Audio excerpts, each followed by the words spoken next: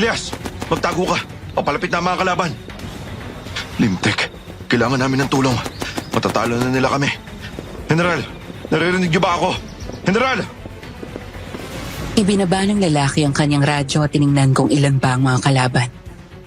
Napatingin siya sa kanyang kaliwa at nakita niya ang kanyang matalik na kaibigan na nahihirapan dahil natamaan na sa kanyang tuhod. Huwag ka mag-alala, Elias. May tutulong sa atin. Kumapit ka lang. Hindi ako makakalapit sa'yo. Masyadong maraming kalaban. Bakit hindi kayo maubos?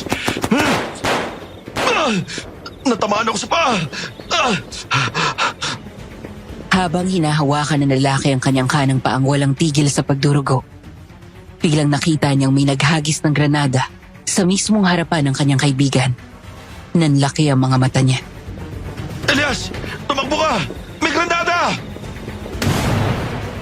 Dahil sa lakas ng pagsabog ng granada, tumilapon din siya pero nakita niya pa din kung paano maghiwa-hiwalay ang katawan ng kanyang kaibigan. Nahihirapan siyang napapikit nang biglang nahagip niya ang isang nilalang sa hindi kalayuan. Nagtatago sa likod ng puno. May pulang mga mata at matalas ng ngipin. Ang kaibigan ko. Tulong. Ngunit imbes na tulungan siya, malademonyong umitilang sa kanya ang nilalang bago naglakad papalayo. Dala ang ulo ng kanyang kaibigan. Hindi. Huwag.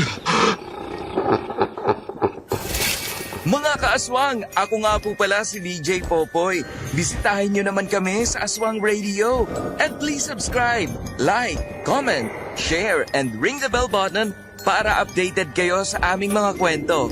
Huwag kalilimutan, Aswang Radio. Magandang araw sa inyo at sa ating mga tagapakinig. Una sa lahat, nagpapasalamat ako dahil napili niyong isa ako sa mga magbabahagi ng kwento sa inyong channel. Bilang masugid na taga-subaybay, masaya ako naging bahagi ako dito. Itago niyo na lang ako sa pangalang Harold. Isa akong aspiring journalist sa barangay namin. Marami akong naririnig na iba't ibang mga kwento sa aking mga kapitbahay, lalo na sa matatanda. At may isa akong hindi makakalimutan. Ito'y kwento sa akin ng aking tiyo. Galing sa aming lolo na pumanaw na. Tatawagin ko na lang ang aming lolo na Marco. Isang sundalo si Lolo Marco nung kasagsagan ng digmaan sa pagitan ng sundalo at mga Moro. Sa tiyo ko narinig ang kwentong ito dahil mas malapit kami sa isa't isa kesa sa papa ko. Sabi ni tiyo, isa sa mga mahalagang tao si Lolo noong panahon ng giyera. Marami siyang napagdaanan tulad ng pagkawala ng malalapit sa kanyang buhay.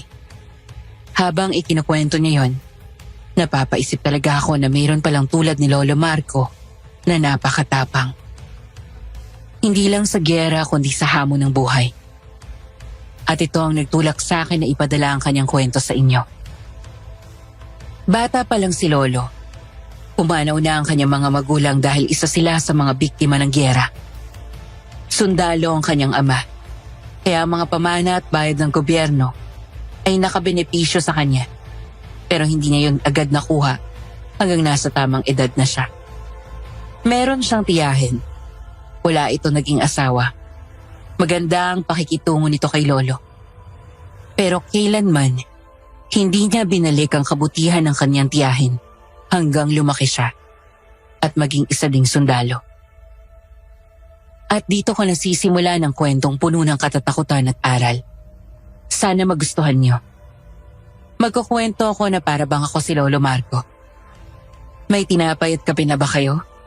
Kung wala pa, kumuha na kayo dahil mas magandang makinig sa kwento habang kumakain. Manong, dito na lang po ako. Ito po ang bayad. Hindi ko kailanman iniisip na babalik pa ako dito. Kinuha ko ang aking tungkod at lumabas sa tricycle. Pag-alis ng sasakyan, agad kong napansin ang mga taong nasa labas na tumingin sa aking kinatatayuan. Mas lalong sumama ang timpla ko. Ngayon lang ba sila nakakita ng tao na may tungkod? Adobo! May paninda po akong adobo! Bili na kayo! Mula sa malayo, may nakita akong dalaga. May dala itong maliit na bayong habang nakangiti na nakikipag-usap sa mga mamimili. Mas lalo akong nainis sa paraan ng pangiti niya. Aalis na sana siya nang makita niya ako. Sakto naman na hindi ko nakita ang batong nasa daan, kaya natisod ako. Pesting bato. Kuya, kailangan niyo po ba ng tulong? Bakit ka lumapit sa akin? Mukha bang hindi ko kaya ang sarili ko? Patawad. Gusto ko lang na tulungan ka. Pues hindi ko kailangan ng tulong mo. Pero yung paa mo parang... Bobo ka ba? Hindi mo ba nakikita na lumpo ako, ha? Ngayon kung wala ka na masasabi, umalis ka na sa harapan ko. Pagkasabi ko noon, sakto naman na nahulog ang ilang mga gamit na nakasabit sa aking ransel. Mas lalo akong nainis at bago ko pa man yun pulutin, nauna na ang babae. Ano ba? Hindi mo ba ako naiintindihan? Kaya ko mag-isa kumilos. Naiintindihan kita. Aalis na ako. Oh, etong damit mo. Isa ka palang sundalo. Eh ano naman ngayon? Wala. Eto, pasensya na. Tumalikod siya sa naglakad palayo sa akin. Napabuntong hininga na lang ako sa inayos ng damit kong nahulog. Maglalakad na sana ako nang may narinig akong papalapit na takbo mula sa aking likod. Agad ako naging alerto at itinaas ang tukod ko para paluin ang papalapit nang makita kong isa yung matandang lalaking lasing. Iyo, isa ka rin sundalo? Kilala mo ba si Rafael? Sundalo rin siya. Matagal na siyang hindi umuwi. Anak ko siya. Napakabait niya. Nagkita na ba kayo? Wala ho akong kilalang Rafael. Kung hindi pa siya umuwi, maganda na lang kayo sa maaaring masamang balita. Anong masamang balita? Ligtas ang anak ko, hindi ba? Umuwi na lang kayo, Manong. Lasing ka na rin. Hindi. Sabihin mo sa akin kung nasaan ang anak ko. Nasa si Rafael. Nagulat ako nang bigla siyang lumuhod at hinawakan ng aking mga paa. Gusto kong umatras pero malakas ang pagkakahawak niya sa mga paa ko. Hindi pa tuluyang humihilom ang sugat ko sa paa, kaya napadaing ako. Manong, bitiwan niyo nga ako. Hindi ko alam kung nasaan ang anak niyo. Alam kong buhay pa si Rafael. Hindi totoo ang sinabi sa balita. Hindi totoo ang sinabi ng polis. Buhay pa ang anak ko. Ay, pa ako. Bitiwan niyo ako. Lumakas ang usap-usapan sa paligid. Pinagpapawisan ako at hindi ko alam kung ano ang aking gagawin. Nahihirapan ko siyang tinulak at sisipain ko na sana nang may mga payat na mga kamay ang humawak sa balikat ng matanda. Manong Lando, hindi niya po alam kung nasaan ang anak ninyo. Hindi po yata sila magkagrupo. Pero huwag kayong mag-alala. Alam kong babalik ang anak ninyo. Si Rafael, mahal na mahal ko ang anak ko. Walang pera makakatapat sa buhay ng anak ko. Alam ko pong nararamdaman ninyo, Manong. Pero hindi po natin masisisi ang lalaki kung wala siyang alam. Dahan-dahan namang lumayo sa akin ang lasing na matanda. Umiiyak siyang tumingin sa babae bago tumango at tumayo. Gumigewang niyang kinuha ang bote ng alak. Saka naglakad papalayo habang tinutungga ang bote. Ay, pasensya ka na. Ganyan talaga si Manong. Lalo sa mga pumupunta dito, lalo na kung sundalo. Palagi niya kasing hinahanap ang anak niya. Sana buhay pa siya. Patay na ang anak niya. Ha? Paano ka na kasi siguro? Sinabi mo ba yan sa kanya? Mas lalo siyang... Sinabi niya ang tungkol sa perang makukuha pagkatapos ng digmaan. Sigurado ako patay na yung anak niya. Hindi lang niya matanggap. Bakit ka ganyan? Anong bakit? Paano mo nasasabi yung mga salitang yan na para bang hindi mahalaga ang buhay ng tao? Sundalo ako, di ba? Palaging may namamatay sa tuwing may giyera. Yun lang? Hindi mo alam na sa pagkamatay nila may naghihintay sa kanyang pamilya? Sino ka ba? Alam mo na ba ang mga pinagdaanan ko? Isa ka lang namang mahirap na babaeng padaan-daan sa kalsada para magbenta. Nakita ko ang pagkagulat sa kanyang mga mata. Hindi siya sumagot. Tiningnan niya lang ako na para bang isa ako sa kamuhi-muhing tao sa buong mundo. Hindi ko siya pinansin. Dahan-dahan akong tumayo habang inaayos ang mga gamit ko. Tinalikuran ko na siya at umalis. Hoy lalaki! Ano na naman? Hindi kita kilala pero sana malaman mo na hindi porket naghihirap ka doon sa digmaan, kaming mga sibilyan wala rin pinagdadaanan. May kanya-kanya tayong gera sa buhay. Pagkasabi niya nun, nauna siyang naglakad papalayo sa akin habang pinapahid ang kanyang mga luha. Napahinto ako habang nakatitig sa kanyang likod. Bahagya akong nakaramdam ng kakaibang emosyon pero kaagad ko yung winaksi at nagpatuloy sa paglalakad. Habang nasa daan, hindi ko mapigilang mapatingin sa mga taong nasa baryo.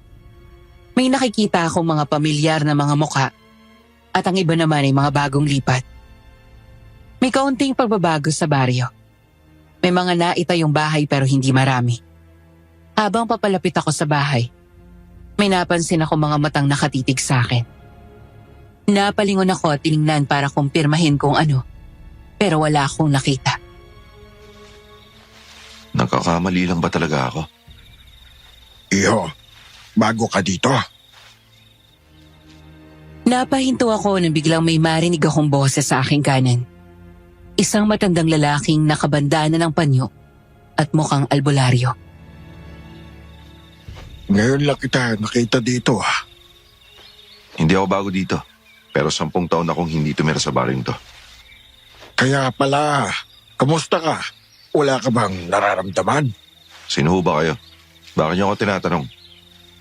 Ako si Tonyo, isang albularyo sa barangay na ito. Lumipat kami ng anak ko dito, 10 taon na din ang nakalilipas.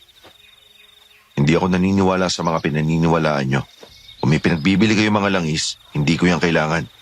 Ngunit parang may kasama ka, iho. Anong ibig mong sabihin? Napakunot noo ako. Sinuri ko kung nabibiro lang siya pero mukhang hindi. Napatingin siya sa kabuuan ko sa kamarahang umiling. May nakamasid sa'yo at alam kong nararamdaman mo. Hindi ko pa alam kung anong klaseng nilalang pero nakita ko. Nangangailangan ba kayo ng pera? Ano? Narinig niyo ba sa mga tao dito na isa akong mayaman taong nakatira dito? Kung kailangan niyo ng pera, dapat sinasabi mo na lang kagad. Hindi ko kailangan ng pera mo, iho. Sinasabi ko lang ang katotohanan at ayokong maraming taong madamay dahil sa'yo. Ang mga matang nakita ko, parang handang pumatay ng tao. Baliw ka na ba? Alam mo, maghanap ka na lang ng ibang mauuto. Huwag ako mang Tonyo. Anong mga mata? Ano-anong nakikita ng matandang yun eh. Kung kailangan mo ko, hanapin mo ko. Alam kong lalapit ka din sa akin. Naku, hindi ho. Nagkakamali kayo. Galit akong naglakad. Saktong malapit na ako sa bahay kaya mas binilisan ko ang aking paglalakad. Sasapit na din ang gabi at kailangan ko na ng pahinga. Habang nasa daan, hindi ko mapigilang napaisip sa sinasabing mga mata ni Manong Tonyo. Bigla akong napapikit nang may putol-putol na memorya akong naaalala. Pulang mata. Ulo ng tao. Marco! Anak, dumating ka na! Ay, ayos ka lang ba? Masakit ba ang ulo mo? Bitawan mo ako. Pasensya ka na, anak. Hindi kita magulang. Huwag mo akong tatawaging anak. Iho, alam kong pagod ka. Tutulungan na kita. Kaya ko na ang sarili ko. Ano ba mga klaseng taong meron dito? Daming pakialamera. Galit akong tumalikod kay Tia Elsa. Nang mamatay ang aking mga magulang dahil sa gyera, Siya na ang tumayong magulang ko. Sa una akala ko gusto niya ako maging anak.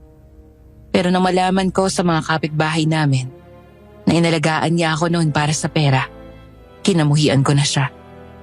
Sinumpa kong hindi ko kailangan ng mga taong mag-aalaga sa akin dahil walang makakatapat sa pagmamahal ng mga magulang ko. May pagkain ako niluto pala, Marco. Gusto mo bang kumain din? Di ko kailangan ng pagkain mo. Mas gugustuhin ko magutom. Huwag naman, iho. Lalo na't hindi pa humihilo masugat sa paa mo. Sinabi pala sa akin na nangyari sa'yo. O tapos ano?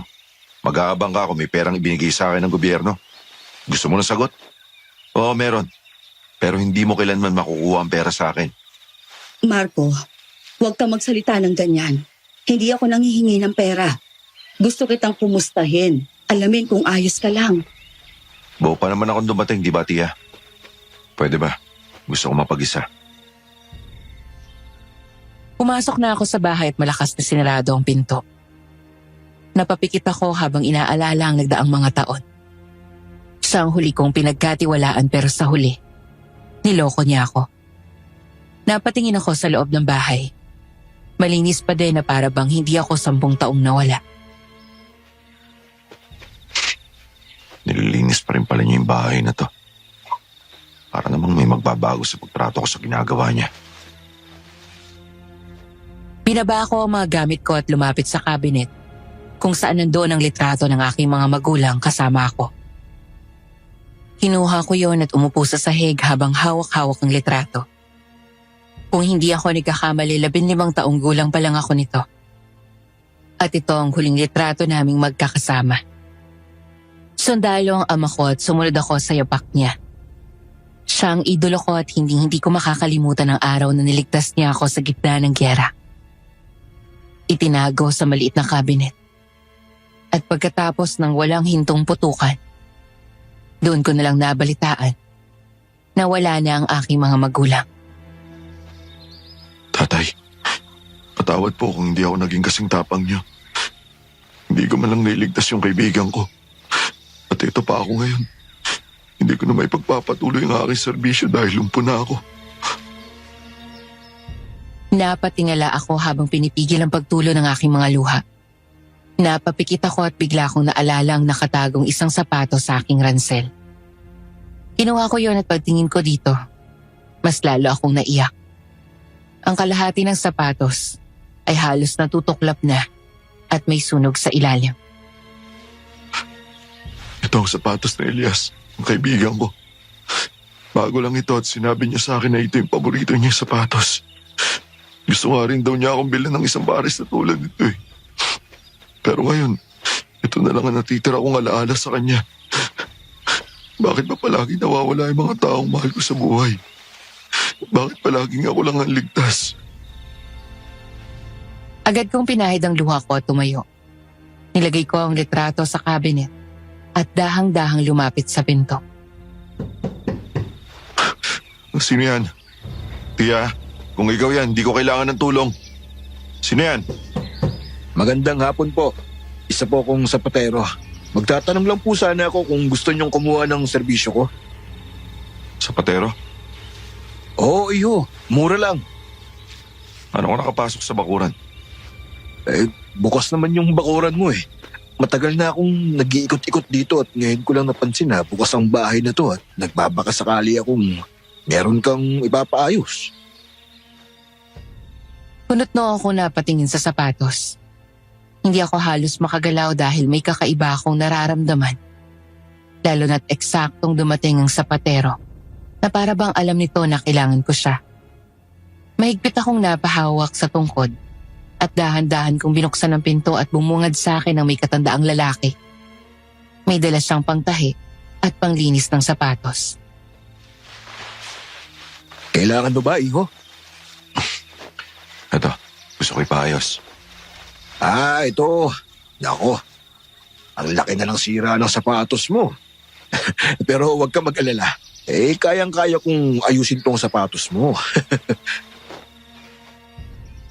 Umupo siya sa may pinto at nagsimulang ayusin ang sapatos. Nasa malapit lang niya ako. Matama na nakatingin sa kanya. Hindi ko alam kung naaalala mo ko pero dati din akong sapatero ng tatay mo. Hindi nagpapaayos ng sapatos ng tatay ko maliban sa nanay ko. Nako, hindi mo lang yata ako naalala o nakita. Pero paminsan-minsan akong pumupunta sa inyo noon. Baka nga ho. Ang sapatos na to, mamahalin to ah. Bakit parang nasunog? Anong nangyari? Nasabugan ng granada. Granada? Teka, kung hindi ako nagkakamali, sundalo ka, iho? Ba't pareho lang pala tayo. Noong kabataan ko din, isa akong sundalo. Bakit naman naging sapatero ngayon? Simula nung magretiro ko sa pagiging sundalo, ito ang naisipan kong gawin. Wala din naman akong pamilya para alagaan, kaya hindi ko kailangan ng mabigat na trabaho para mabuhay. Hindi ko din naman kailangan ng maraming pera. Masaya na ako sa simple kong buhay ngayon. Tumahimik na ako at hindi na siya tinanong. Habang inaayos niya ang sapatos, napapansin ko ang paminsan-minsan niyang pagtingin sa akin at sa loob ng bahay. Yung pagiging lumpo mo, dahil din ba yan sa giyera? Hindi na ho ninyo kailangan malaman. Mukhang may mabigat kang dinadala, iho. Tulad ko noon, Wala po tayong pagkakapareho, Manong. Napahinto siya sa katumingin sa akin. Ang kanyang mga mata, habang tinititigan ko yon parang kusa itong kumikislap. Nanindig ang mga balahibo ko. Inabot niya sa akin ang sapatos at saka ngumiti. 4 pesos lang, iho. Itong apakan, hindi ko na masyadong naayos dahil hindi na kaya pero magagamit mo na uli yan. Ayos lang. Ito bayad. Salamat. Sa ulitin, iho. Sabihan mo lang ako kung may ipapaayos ka ulit. Sinundan ko ng tingin ng matanda. Hindi pa din mawala ang kakaibang pakiramdam ko habang nakatingin sa kanyang likuran. Hindi nagtagal. Unti-unti na ding lumubog ang araw. Pumasok ako at inayos ang mga gamit ko. Ilagay ko muna ang sapatos sa ilalim ng higaan ko bago tuluyang humiga sa kama. Ano yun? Parang may nagkakaskas sa bubungan ha. Tatayo na sana ako na makaramdam ako ng matinding pananakit sa tiyan. Kaya bigla akong napadaing. Nagsimulang mamawis ang buong katawan ko. Ang pagkaskas pa din sa bubong ay nagpatuloy. Kasabay ng mas lalong nagpasakit ng tiyan ko. Ano nangyari? Wala naman akong kinain kanina para sumakit ang tiyan ko ng ganito. Kung ano mga hayop ka nagkakaskas sa hero, tumigil ka.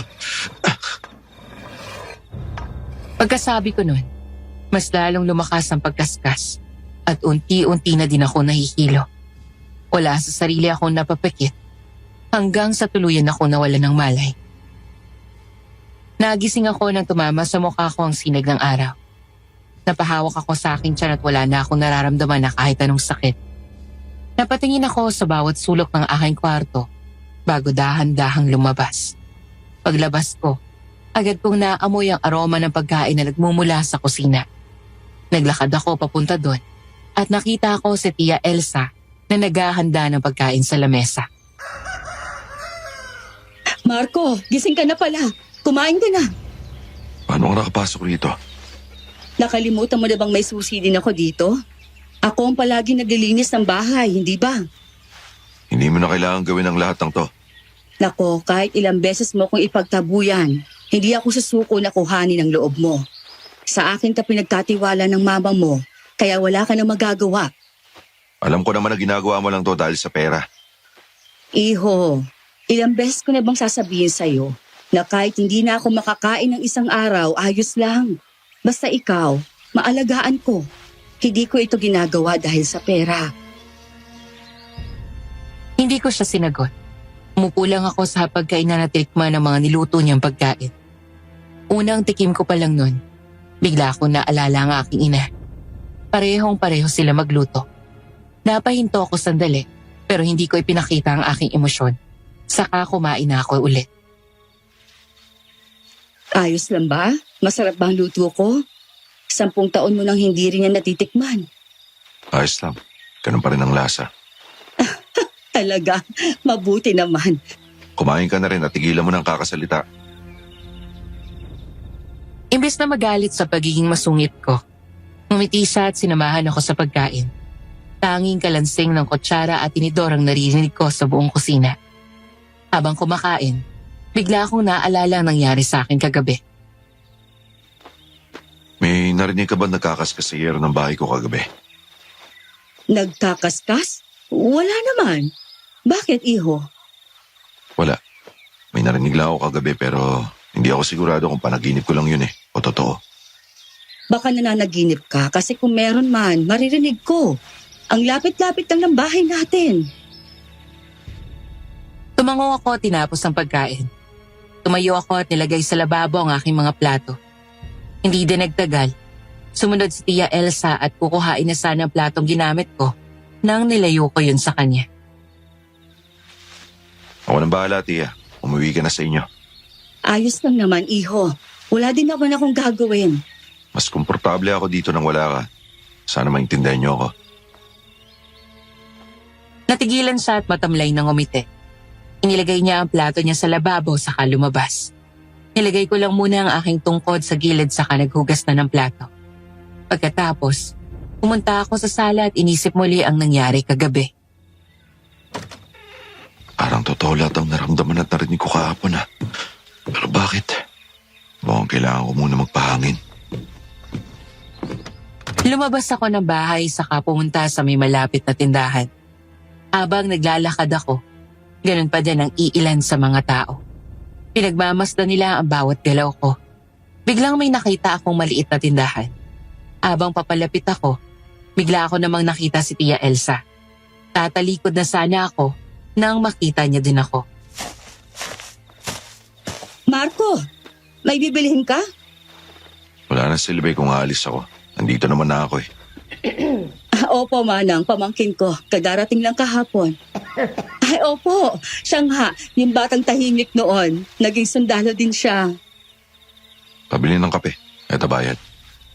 Ako na magbabayad, Marco. Idagdag mo na lang Manang Petwa ang kape sa babayaran ko, ha? Napabuntong hininga na lang ako sa kahinintay na ibigay sa akin ang kape. Hindi na ako nakipagbangayan pa dahil pagod na ako sa pakikipag-usap sa kanya. Nang binigay sa akin ang kape, sinabi ng matanda na nakikita nga niya ang itsura ko sa tatay ko. Hindi ako nagsalita at hinayaan ko na lang silang mag-usap. Naku, Nanay Petwa, sinabi mo pa, pareho silang gwapo. Kaya pinagkakatinginan kapag dumadaan. Dahil sa lumpo ko, kaya nila ako tinitignan. Hindi kaya. Akala mo lang yun, iho. Pero hindi nila napapansin yan. Dahil mas nagagandahan sila sa kakisigan mo. Aalis na ako. Salamat. Aalis ka na? Dito ka lang muna sa labas, iho. Mas magandang may makakausap ka. Sasagot na sana ako nang marinig ko ulit ang isang pamilyar na boses ng isang dalaga. Kung kahapon nagtitinda siya ng adobo, ngayon ay sinigang naman. Ay, mabuti na lang at naabutan ko si Sandra. Iha, halika, bibili ako sa'yo. Magandang umaga po, Aling Elsa. Teka, ikaw yung lalaki kahapon. Si Marco bang tinutukoy mo, Iha? Pamangkin ko siya. Kadarating lang niya kahapon. Pamangkin? Parang ang layo na ugali niyo sa kanya. Lumpo ako pero hindi ako bingi. Aling Elsa, ilang sinigang ang kukunin mo? Kaunti na lang to, oh. Talaga? O, dalawa yung akin. Alam mo bang matagal na kitang inaabangan pero hindi ka pumupunta sa bahay? Naku, Aling Elsa, minsan lang ako umabot doon dahil palaging nauubos ang paninda ko. Medyo may kalayuan din kaunti ang mga bahay. Hindi na ako magtatanong pa kung bakit. Lahat nasasarapan sa luto mo. Para kang ano yun? Yung nakikita ko sa mga telebisyon sa bayan. Chief po ba? Yung nagluluto sa mga malalaking kainan? Ayun nga, bagay na bagay ka doon. Ay, maraming salamat po. Sa totoo lang pangarap ko magtrabaho din doon, kaso hindi pa sa ngayon. Talaga? Ang pag-isipan mo, Iha. Baka din may mga paligsahan sa pagluluto. Sumali ka. Opo, Aling Elsa. Kung sakali man, sasabihan kita. Siya. Eto ang bayad ko. Mauuna na muna ako. Marco, Sandra. Aalis na rin ako. Mag-usap muna kayo. Kakauwi mo lang tapos sa bahay ka lang magkukulong. Napapikit ako kasabay ng pag-alis ni Tia Elsa. Pagbukas ko ng aking mga mata, nakita ko ang dalaga ng pangalan pala ay Sandra na nakatitig sa akin. Napansin kong marami siyang nunal sa mukha. Bigla siyang napaiwas ng tingin sa akin at umiwas din ako ng tingin. Hindi ko na siya pinansin pa. Naglakad ako papunta kung saan ako dalhin ng paa ko. Marco! Gusto mo bang bilhin mo na lang itong nag-iisang supot ng sinigang? Magkano? Sinigang na baboy ito. Piso ang isa. Sige, kukunin ko na. Lumapit siya sa akin at masayang inabot sa akin ang paninda niya. Nilalagay niya sa plastic. Napatingala siya sa akin at napakunot noo. Pinaglihi ka ba sa ampalaya? Anong ibig mo sabihin? Palaging mapait kasi ang timpla ng mukha mo eh. Palaging nakakunot ang noo mo. O kaya naman seryoso. Siya ka napakasungit pa. Bakit naman ako ngingiti sa'yo? Ha? Hindi ko naman sinasabi na ngumiti ka sa akin. Kung wala ka matinong tanong, pwede mo na bang ibigay yan sa akin? Oo, eto. Sandra, iya. Ganda mo naman ngayon. Manong Judas, uubos na po ang paninda ko. Talaga? Wala namang problema. Pwede namang ikaw na lang. Manong, mawalang galang na ho. Pero nang babastos ho kayo eh. Bastos? Pinabastos ba kita, iha? Umalis na tayo dito. Tayo nga alis. Siya ang lumapit eh. Di siya dapat ang umalis. Ang tapang mo namang lalaki ka, ha? Marco! Manong, tama na po! Dahil hindi ko alam na gagawin niya yon, hindi ko nasundan ang galaw niya. Sinuntok niya ako ng maraming beses. Malapit ko nang abutin ang baril na nasa bulsa ko nang inilayo ni Sandra ang matanda sa akin. Tama na po! Tatawag na ako ng opisyal kung hindi pa kayo hihinto. Napahinto naman ang matanda. Saka ngumiti kay Sandra at hinawakan ng puwetan niya saka umalis. Mas lalong kumulo ang dugo ko. Ayos ka lang ba? Bakit mo lang siya inayaan na ganunin ka? Pinabastos ka na eh. Hindi naman ulit niya yun gagawin. Paano ako makakasigurado ha? Bakit hindi ka lumaban? Hindi ganun yun kadali. At ayoko malaman ni tatay. Nung ayaw mo malaman, hihintayin mo pa bang magawa na matanda ngayon yung pantasya niya sa'yo bago ka kumilos? Umiiyak lang siyang napatungo sa kapinulot ang sinigang na binili ko. Ibinigay niya yun sa akin, saka tumingin sa mga natamo kong sugat. Gusto mo bang gamutin kong sugat mo? Sarili mo ang alalahanin mo. Tumayo ako at kinuha ang tungkod ko. Nag-iika-ika akong umalis at iniwan doon si Sandra. Pagdating ko sa bahay, nakita ko si Tia Elsa na nasa labas ng bahay niya. Nang makita niya ako, agad na nanlaki ang mata niya saka lumapit sa akin. Iho! Marco! Ano nangyari? Wala ho. Ayos lang ho ako. Anong ayos? May pasa ka sa mata. Nakipag-away ka ba? Ayos nga lang ako, Tia. Ilang beses ko ba sasabihin sa inyo? Napahinto siya saka bumitaw sa pagkakahawak sa akin. Maglalakad na ako papasok ng bahay nang may maalala ako. Anong klaseng bari ito na walang tanod? Mga nangangailangan ng tulong nila. Pumasok na ako sa bahay at pumunta sa kusina para uminom ng tubig. May nakita akong kanin sa lamesa at alam kong galing yon kay Tia Elsa. Kinuha ko yon at kinain kasama ang ulam na binili ko kay Sandra. Habang kumakain, hindi ko mapigilang maramdaman na parang may matang nakatitig sa akin. Mabilis akong tumingin sa pinto at pumintig ang puso ko nang may mapansin akong mabilis na aninong umalis. Kunin ko lang ba yun? Napailing na lang ako at nagpatuloy sa pagkain. Pagkatapos kong kumain, pumunta ako sa kwarto ko at napahiga sa kama. Naramdaman ko ang pananakit ng katawan ko. Pero hindi ko yan ininda. Nagpupuyos pa din sa galit ang puso ko habang inaalala ang nangyari kanina. Papasok ako, Marco. Anong ginagawa mo dito? Alam kong ayaw mo ako makita ngayon pero kailangan mo itong yelo para sa pasamo. Ilagay mo na lang dyan. Nilagay niya sa maliit na mesa ang yelo saka tumingin sa akin na nakatitig sa kisame. Ilang segundo siyang nakatayo doon, kaya lumingon na ako sa kanya. Ano? May sasabihin ka pa ba? Marco, iho, alam kong marami akong hindi mapupunuan sa'yo dahil unang-una, hindi akong magulang mo. At wala akong nabuong pamilya. Kaya hindi ko alam na minsan, ang mga ginagawa ko'y nakakasakal na sa'yo. Pero, nandito ako palagi. Kung kailangan mo ng kausap, Hindi na ako bata, Tia Elsa. alam ko. Pero may parte pa rin sa aking sobrang bilis na paglaki mo na nakalimutan mo na maging bata. Gusto ko na magpahinga, Tia. Walang problema. Aalis na ako.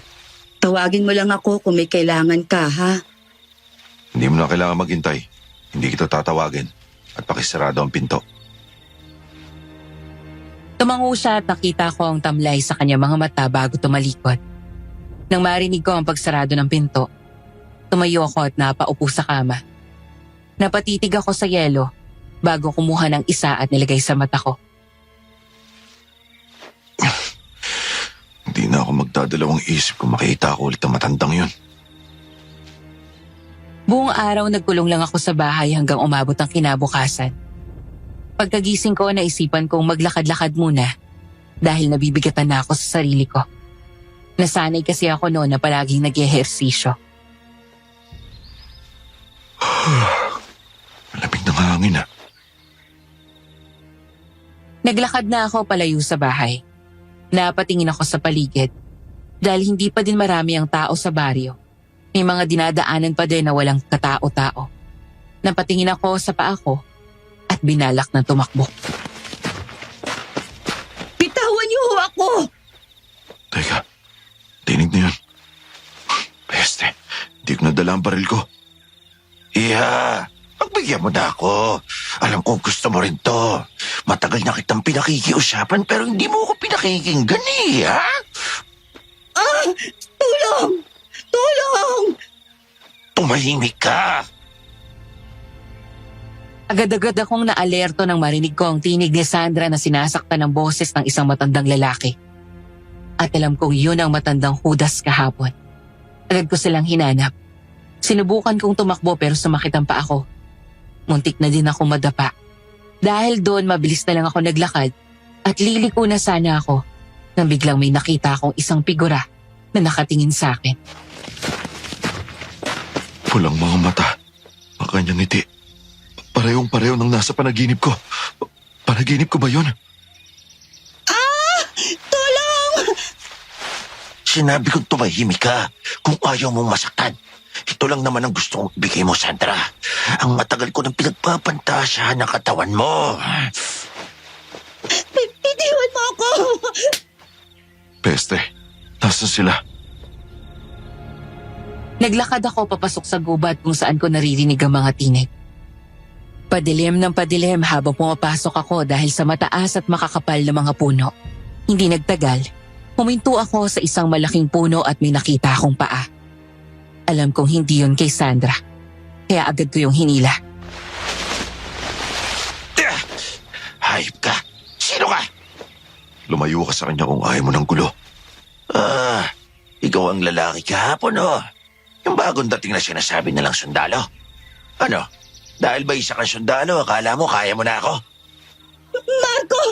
May dala siyang patalim! Huwag ka magkalala. Ayusin mo ang mga damit mo at umalis ka na rito.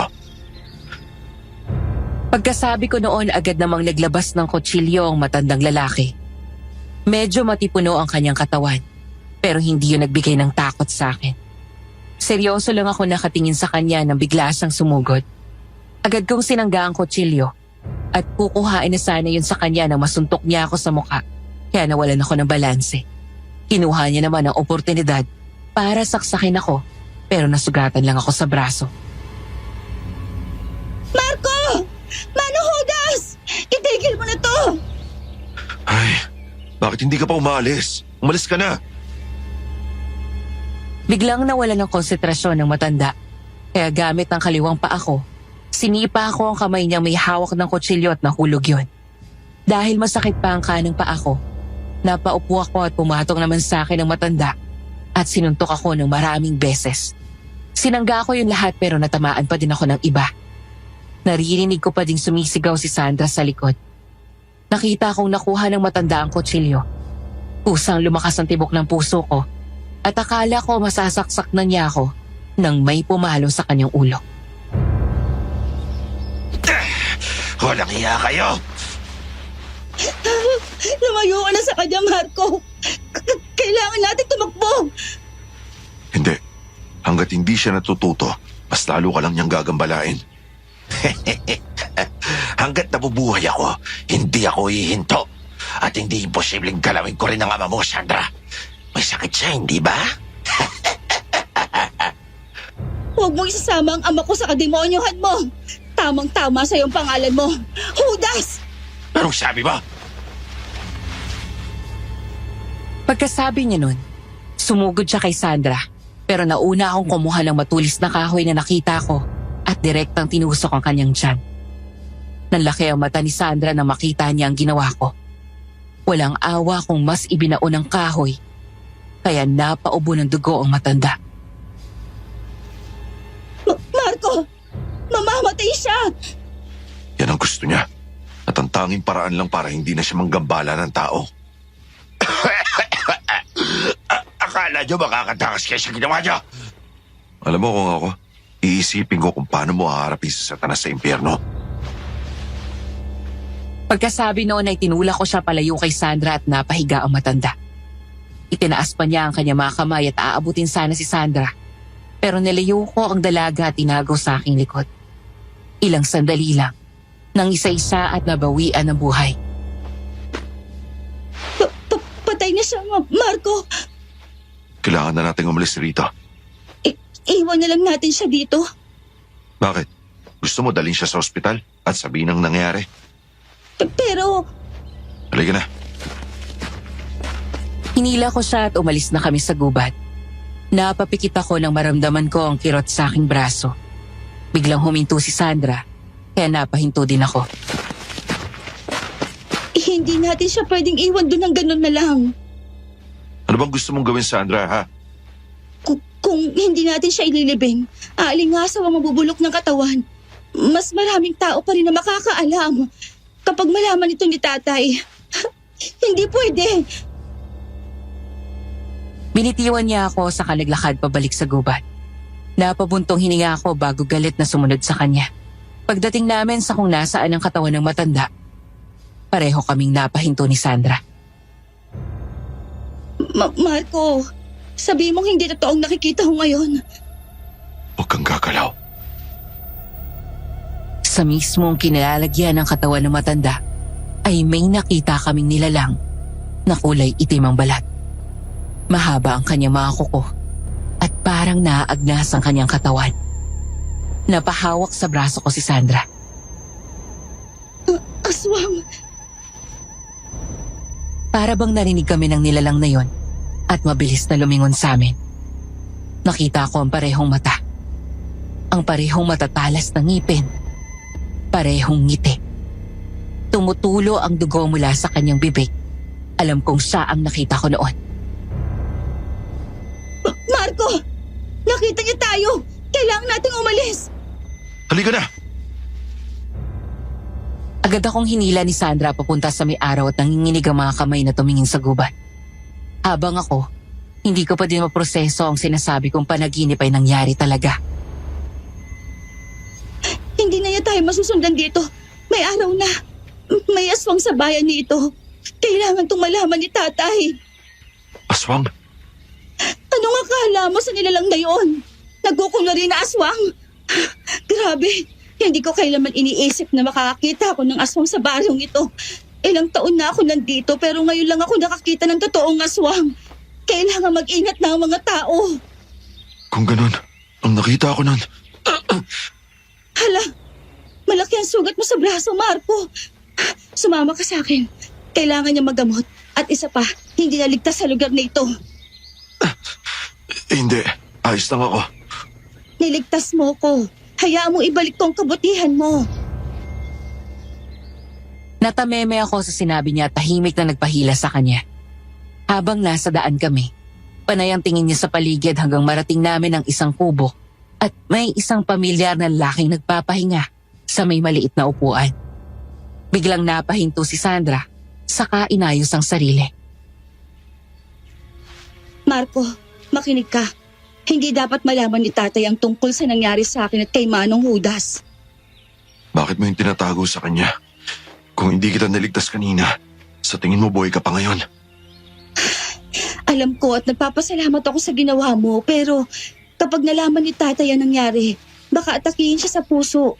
May sakit siya sa puso, Marco. Ayokong mawala siya. Yung matanda ang tatay mo? Oo, at ang gagawin natin, sasabihin kong nahanap kita sa daan. Nanghingi ka ng tulong at sasabihin kong sinabi mong may nakita kang aswang. Maliwanag? Puro ka sinungalingan. Marco, nagmamakaawa ako. Desisyon mo yan. Matamlay siyang umiti sa akin saka nagpatuloy kami sa pagpunta sa kanyang ama. Habang papalapit kami, mas nagiging klaro sa akin na tama nga ang aking hinala. Ang matandang yon ay ang nagbigay sa akin ng babala na may nakasunod daw sa akin na nilalang. Hindi kaya tinutukoy niya yung aswang na nakita namin? Pero bakit yung sasama sa akin? Ako ang nagdala ng aswang dito? Tatay, pasensya na po. Gusto manghingi ng tulong ng lalaking ito. Siya si Marco, ang sandalong bagong dating dito. Iho, anong nangyari sa'yo? Sandra, papasukin mo siya. Pasok ka. Yung pinag-usapan natin, Marco, ha? Kukuha lang ako ng dahon ng bayabas at langis para mahugasan ang sugat mo. Ayos ka lang ba, Sandra? Opo, tatay. Walang nangyari sa akin. Nahanap ko lang po si Marco sa daan habang naglalako po ako ng paninda. Ano ulit ang nangyari sa'yo? May nakaaway lang ako. Pero nasolusyonan na. Hindi na ako gagambalain nun. Nakung bata ka, sinasabi ko na nga bang magbibigay ng kapahamakan ang nilalang na nakabuntot sa'yo palagi. Anong ibig mo sabihin, tatay? Nagkita na kayo ni Marco? Unang tingin ko pa lang sa kanya, naramdaman kong may interesadong nilalang na nakasunod sa kanya. Ang aswang! Yung nakita namin niya! Nakita niya at kinuwento sa akin. Hindi ba, Marco? Nakita mo ang aswang? Anong itsura nito? Sandali lang, iho. Huhugasan ko lang sugat mo. Tiisin mo lang kung masakit. May matatalas na kuko at ngipin. May malaking katawan at parang naaagnas ang kanyang katawan. Sinabi sa akin yun ni Marco.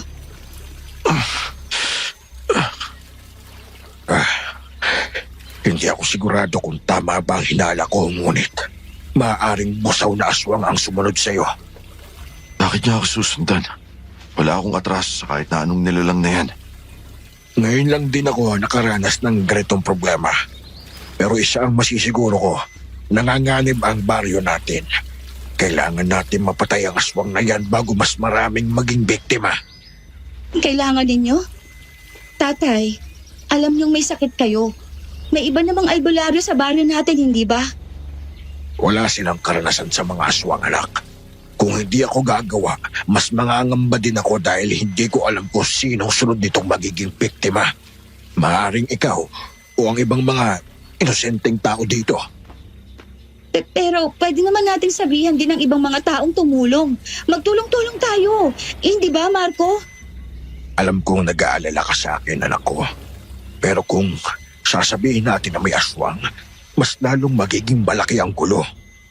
Paano naman magiging ligtas ang tao sa gabi kung hindi nila alam? Nakipagkasundo na ako sa opisyal ng barangay natin. Ipapatupad ng pagbabawal na paglabas pagsapit ng gabi. Sandali lang. Ayos na ang sugat mo. Kailangan mo lang ulit magpahinga. Iyo, mag-iingat ka na palagi. Tumayo si Mang Tonyo saka nakipag-usap sa lalaking dumating. Napatingin naman ako kay Sandra na halatang nag-aalala para sa mangyayari sa mga susunod na araw. Nanatili akong tahimik habang inaalala ang nilalang na nakita ko nung giyera. Hindi pa din ako makapaniwala na totoo ang mga aswang at mayroong nakabuntot sa akin ngayon. Kung ako ang kailangan niya, ako ang tatapos sa nilalang na yun. Totoo nga aswang man yun o hindi. Anong ikaw lang? Hindi mo ba narinig ang tatay ko? Sinabi niya makikisaw-saw siya.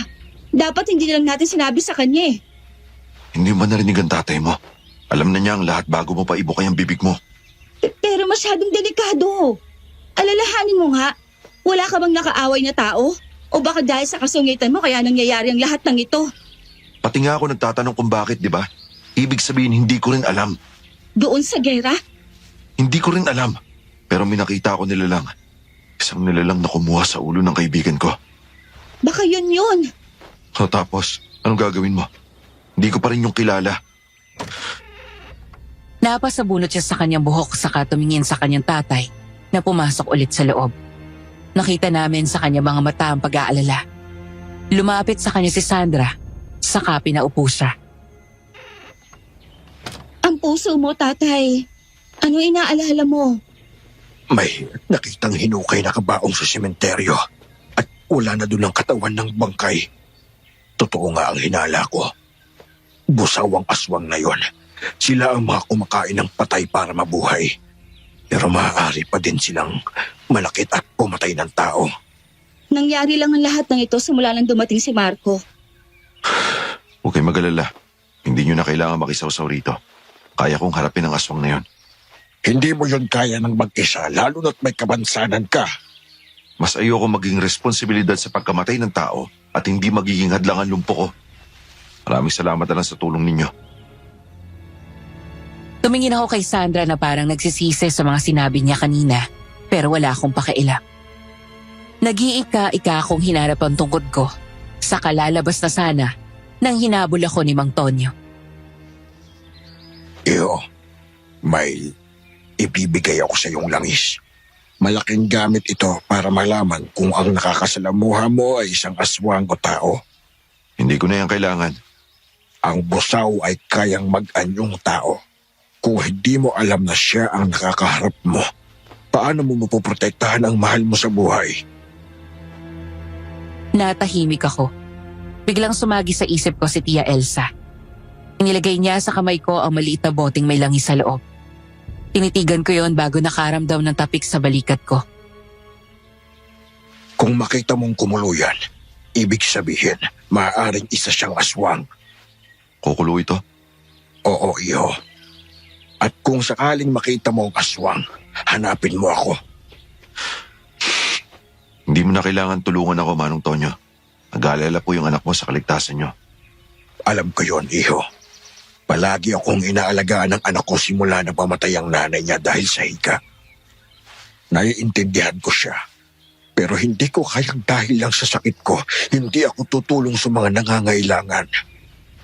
Alam mo bang habang iniisip mo ang ibang tao, ang anak mo ang lumuluha sa'yo? Tinalikuran ko na siya at naglakad palayo. Hindi na niya ako sinundan. Nagmamadali akong umuwi. Hindi ko alam kung anong dahilan pero gusto kong makita kung nasa maayos ang kalagayan ni Tia Elsa. Pagdating ko sa bahay, biglang nakita ko si Tia Elsa sa labas ng bahay, kasama ang sapatero na pumunta sa bahay noong nakaraang araw.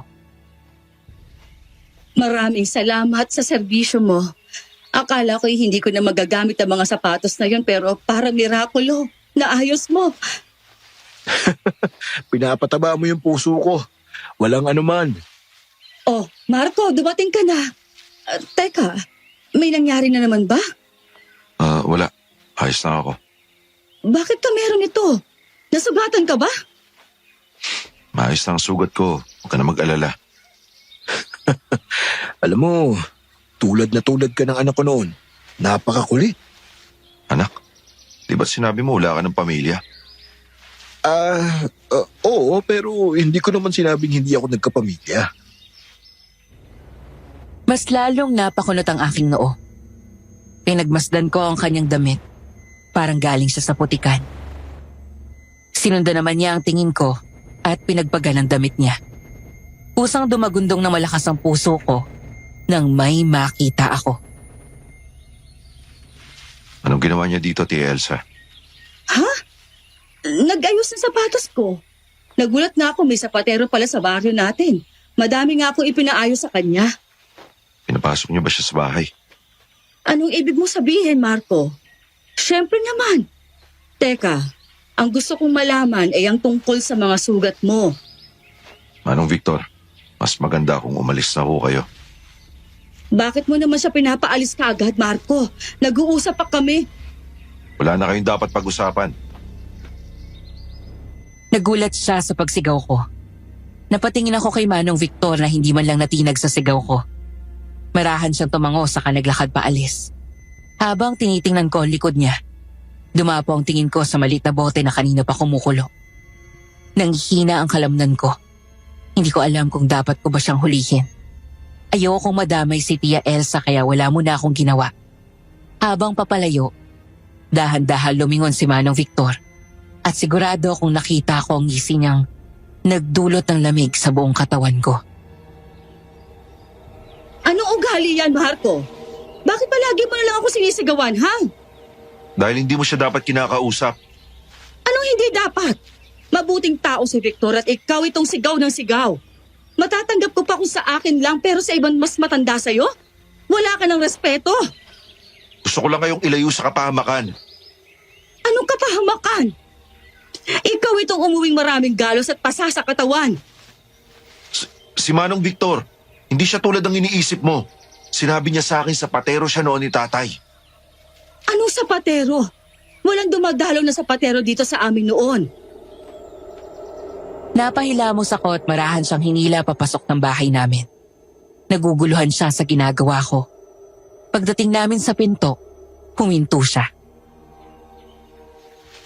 Ano naman ba ito, Marco? Iniiwasan mo na naman ba ako? Hindi pa tayo tapos mag-usap. Pagsapit ng gabi, palagi ka magsasarado ng pinto. Lahat ng bintana at pinto, isarado mo. At siguraduhin mong wala makakapasok. Anong ibig mong sabihin? Para mo naman sinasabi na may papasok sa bahay. Hindi ko alam kung anong pwede niyang gawin. Hanggat hindi ko ito nasusolusyonan, sundin mo ang sinasabi ko, Tia. Huwag ka rin magbubukas ng pinto sa gabi. May nakaaway ka ba, Marco, at iniisip na pupuntahan ka dito? Kaya ba marami kang sugat? Diyos ko!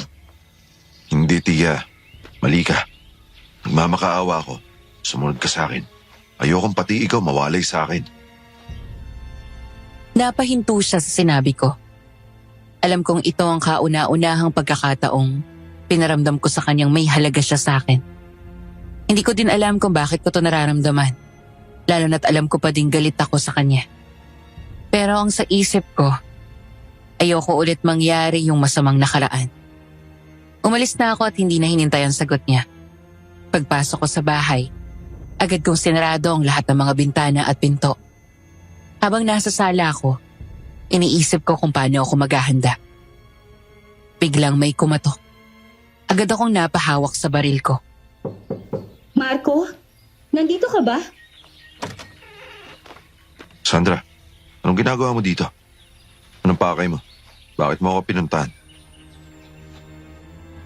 Napatingin ako sa kanyang may dala na adobong manok. Nahihiya niyang inabot ang ulam, saka tumingin sa malayo.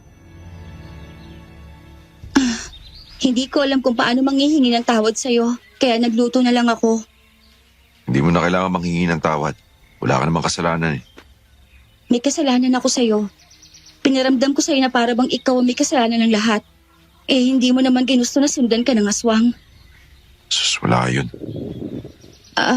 Gutom ka na pala. Sakto lang ito ang ulam. Hindi. Galing sa tiyan ko yun. Hindi ba? Akala ko... hindi pa kasi ako kumain mula kanina. Nagluto muna ako ng ulam para sa'yo. Pumasok ka. Dito ka na kumain. Total, may dala ka namang ulam eh. Talaga? Ayos lang ba sa'yo? Kung ayaw mo, di lumabas ka na. Gusto. Maraming salamat. Mupo ka lang muna dito sa sala. Magsasayang lang ako. Tumango naman siya kaya pumunta na ako sa kusina at nagsaing. Habang hinihintay ko ang pagluto ng kanin, pumunta muna ako sa sala at nakita ko si Sandra na nakatitig sa litrato ng mga magulang ko. Patay na sila dahil sa gera. Talaga? Anong edad ka nung nawala sila? Bata pa ako. Pero nagawa ko naman mabuhay eh. Alam kong sinasabi mo yan dahil ayaw mo masaktan. Ganyan din ako noong namatay ang nanay ko dahil sa sakit. Ang tapang mo nga eh, nakaya mo lahat. Ako nga si nanay lang ang kinuha sa akin. Parang hindi ko na rin kaya mabuhay. Tapos ngayon, si tatay may sakit. Huwag mong ikumpara na pagdaanan mo sa akin ha. Sa ipanganag mo lang ang salitang pare-pareho tayong may giyera sa buhay. Naalala mo pa pala yun? O bakit? May nakakatawa ba sa sinabi ko? Wala, hindi. Natutuwa lang ako kasi akala ko parang tumagos lang sa tenga mo yung sinabi ko. Wala namang butas ang tenga ko ha. Ang sarkastiko mo palagi. Ang sungit-sungit din. Ganito talaga ang boses ko. Hindi ka pa nasanay. Nailing na lang siya na para bang sumuko na siya makipagbangayan sa akin. Pumunta na din ako sa kusina at saktong luto na ang kanin. Nagsandok lang ako ng kanin namin. Saka pumunta na sa sala. Naku, salamat. Nakakaya naman sa'yo. Ngayon ka pa nahihiya. Ay, ewan ko na lang. Pasalamat ka at guwapo ka. Kumain ka na nga lang. Alam ko gutom ka na. Ngumuso lang siya sa akin at kumain na. Habang kumakain kami, biglang nakuha ng atensyon ko ang isang aninong gumagalaw sa likod ng puno na nasa harap ng bahay namin. Agad ako lumingon doon at nanlaki ang mga mata ko nang makita ko si Manong Victor. Nakangiti at parang may masamang binabalak. Marco, ayos ka lang? Parang namumutla ka. Ang aswang. Anong ibig mo sabihin? Ayun na. Nawala na. Nasaan? Parang imposibleng makita yun ngayon dahil tanghali. Posible. Kasi alam ko kung sino ang aswang na yun. Teka, kilala mo? Sino? Dapat natin siya mahuli. Hindi mo na kailangan pumagitna. Ako nang bahala sa matandang yun. Hindi naman ako gigitna. Tutulong lang ako. Kahit na. Hindi ko talaga alam kung bakit niya ako sinundan dito. Hindi ko naman siya kilala. Kung ganun, baka may nagustuhan siya sa'yo. May mga kwento si tatay na kapag nagustuhan ka rin ng isang aswang, maaaring... Ano? Gawin ka rin niyang tulad niya. Gawing aswang? Anong klaseng biro yan? Totoo. Kayang gawin niya ng aswang. Kaya mag-iingat ka. Natahimik ako at hindi na sumagot. Pagdating ng hapon, tulad ng sinabi ni Manang Tonyo, may nag-ikot na opisyal at sinabi na hindi maaaring lumabas ng bahay pagsapit ng 6:00. Dahil sa anunsyo, naisipan ng umuwi ni Sandra. Pag-uwi niya, nanatili lang ako sa loob ng bahay hanggang sumapit ang gabi. Nakaupo ako sa sala at tinitingnan ng langis na nasa kamay ko nang biglang sumakit ang tiyan ko. Itong sakit. Naramdaman ko ito nung isang araw eh.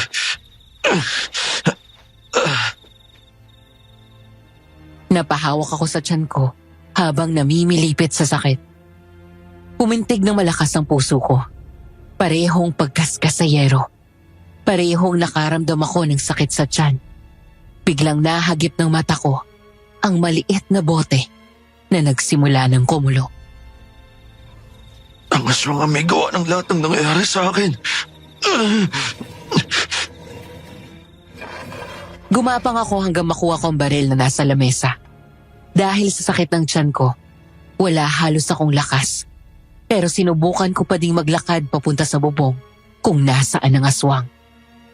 Itinutok ko ang baril doon at ipinutok ko, saka nakarinig ako ng ingay. Akin ako. Nasa ka na. Rafael! Bakit may tao sa labas? Anong ginagawa ng matandang yun? Hanapin ko ang anak ko. Kahit saan pupunta ako. Ang aswang. Nawala ang pagkakaskas ng aswang. Manong! Manong! Naika-ika akong tumakbo papunta sa kusina at kumuha ng bawang at asin at agad na lumabas ng bahay. Nakita ng dalawang mata ko kung paano tumalo ng aswang sa matandang lasing at walang awang dinukot ang mga lamang loob ng matanda. Nanlaki ang mga mata ko at kahit na nanginginig ang kamay ko, itinapon ko sa aswang ang asin at bawang at agad naman itong napahiyaw. Bago ko po siya naabutan, tumalo nito papasok sa gubat. Manong! Manong! Buisip, bakit hindi ko pa napatay ang nilalang na yun? Iho, ang anak ko. Kailangan ko makita ang anak ko. Baka hanapin niya ako. Manong, wala na ho ang anak nyo. Hindi. Buhay pa siya. Hindi pa siya patay. Isa din siyang sundalo. Sinakripisyo niya ang buhay niya para sa bayang ito. Pero bakit? Bakit siya pa ang unang mawawala kaysa sa akin? Magsasalita pa sana ako nang makita ko ang pulang mga mata ng aswang. Agad kong kinuha ang baril at tinutok yun sa kanya. Walang pag-aalinlangang pinaputok ko ang baril. Pero bago pa man dumating ang bala, mabilis na nakailag ang aswang. Anong nangyayari? Marco! Hindi! Baka si Tia Elsa na ang susunod dyan saktan. Walang pag-aalinlangang tumakbo ko papunta sa bahay ni Tia Elsa. Kahit na nag-iika-ika ako, ginamit ko ang buong lakas ko para maabutan si Tia. Nabubuksan pa lamang ang pinto. Pagkabukas niya ng pinto, saktong malapit na ako. Nanlaki ang mga mata niyang nakatingin sa kalsada. Isang nilalang tinatangay ang katawan ng lalaki na kahandusay sa daan. Aswang! Pumasok ka ng bahay, Tia Elsa! Ano nangyayari? Paano nagkaroon ng aswang ang baryong ito? Mamaya na ako magpapaliwanag. Kinakailangan natin pumasok o tayong susunod. Pagdating ko sa pinto, agad kong tinulak si Tia Elsa papasok. Saka sinarado ang pinto.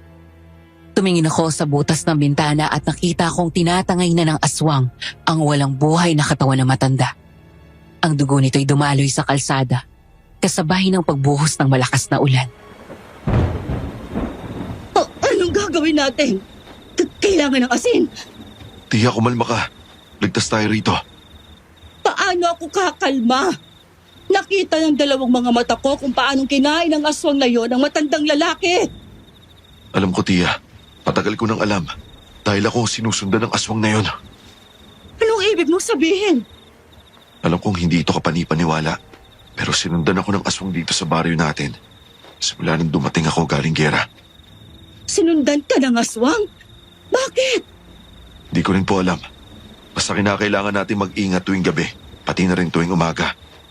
Di ko pa nasasabi sa'yo. Pero ang aswang na sinasabi ko ay si Manong Victor. Ano? Ang sapatero? Oo. Hindi ba't dumating lang siya nung dumating rin ako? Teka, alam ba din ito ng mga opisyal kaya inuutusan tayong hindi lumabas ng gabi? Oo. Dahil sinabihan sila ni Manong Tonyo, ang albularyo sa baryo natin.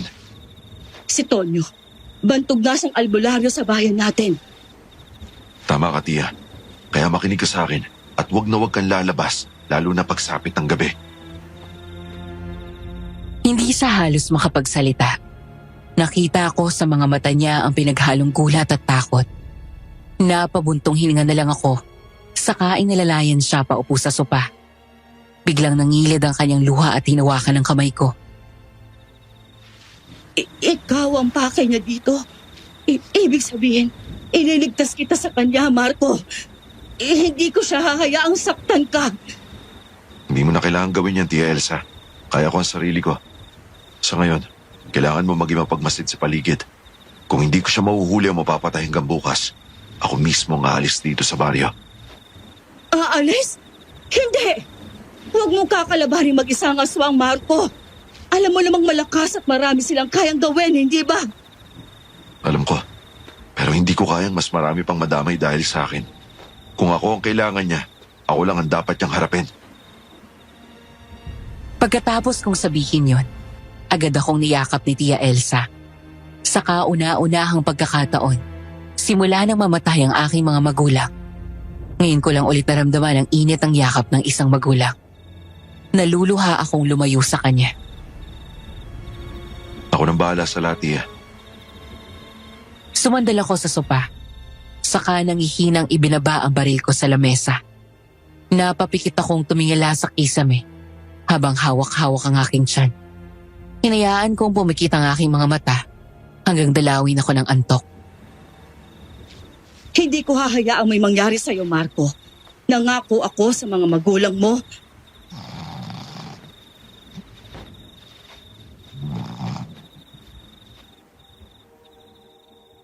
Kinabukasan nagising akong naaamoy ko ang masarap na aroma ng nilagang baboy. Nakita ko na lang ang sarili kong nakahiga na sa sopa at mayroong kumot sa katawan.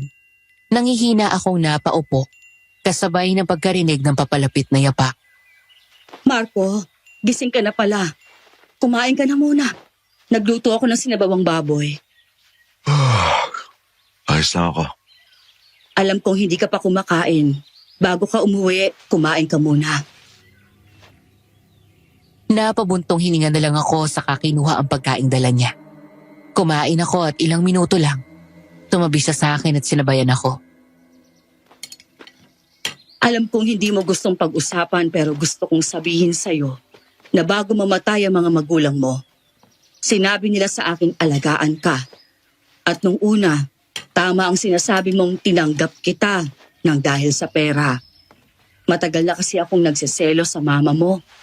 Dahil siya, nagkaroon ng pamilya.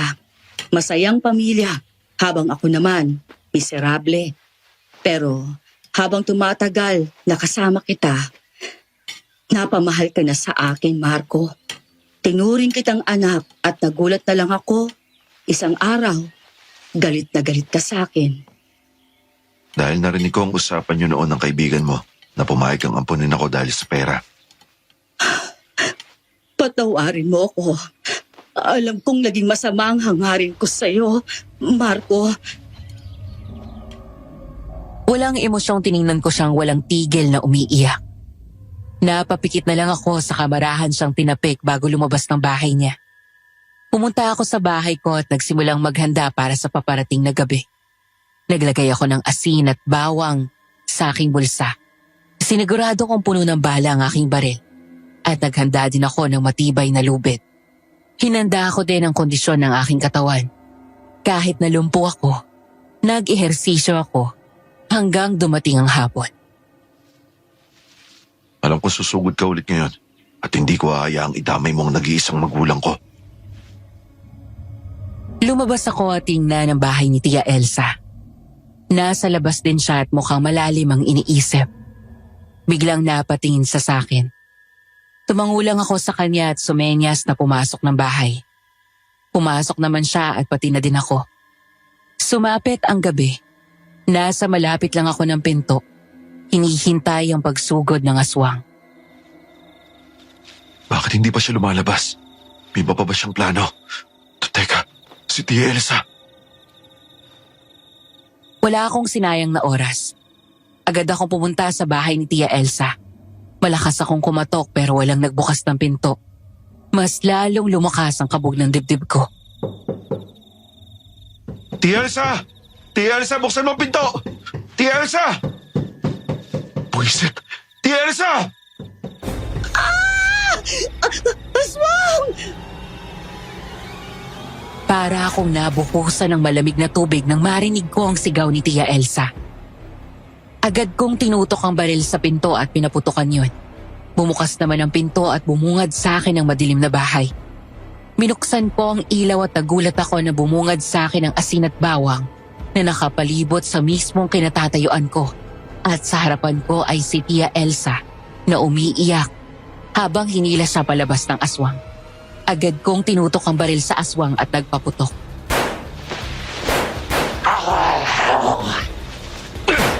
Papatayin kitang peste ka!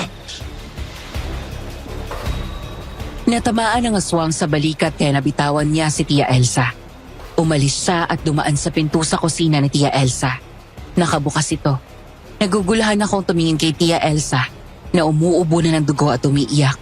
Lalapit na sana ako nang pigilan niya ako. Huwag! Mas ligtas ka dyan, Marco. Huwag kang lalapit sa akin. Hindi ko siya pinakinggan. Lumabas ako sa bilog at pinuntahan siya. Binuhat ko ang katawan niya. Patuloy na tumulo ang kanyang luha. Napatingin ako sa tiyan niyang puno ng dugo. Agad ko yung tinakpan. Hinawakan naman niya ang kamay ko. Hindi ko namalayan na tumutulo na din ang aking luha. Bakit? Bakit mo ginawa to, Tia Elsa? Dahil gusto kong layuan ka ng aswang. Marco, gusto kong ako na lang ang kunin niya at hindi na ikaw.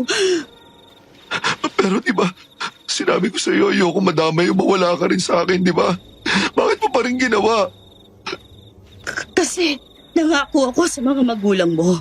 At ang dahilan kung bakit ako patuloy na nabubuhay ay dahil gusto kong protektahan ka.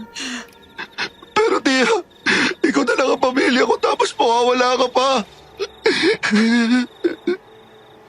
Patawarin mo ako, Marco. Patawarin mo ako. Hindi kita gustong iwanan. Pero Kasabay ng walang tigil niyang pag-ubo, hindi ko namalayan na pumasok na ulit ang aswang. Malakas nito akong sinipa palayo kay Tia Elsa at bumaon din ang kuko niya sa balikat ko kaya napahiyaw ako sa sakit. Bago pa man ako makatayo, nakita kong pinunit na ng aswang ang tiyan ni Tia Elsa. Tumingin ang aswang sa akin at maladimonyong umiti, kaya mas lalong umusbong ang galit ko sa puso.